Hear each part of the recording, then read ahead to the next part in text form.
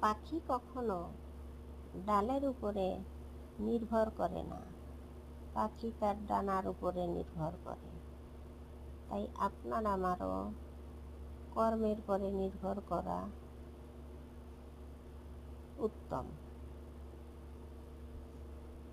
কর্মই আপনার জীবনে সফল হওয়ার একমাত্র ধাপ। পরিশ্রম করুন, সফলতা শিখরে পৌঁছে যান। সফলতা এমনি এমনি আসে না। সফলতা হাজারো ব্যর্থতার মাঝে লুকিয়ে থাকে।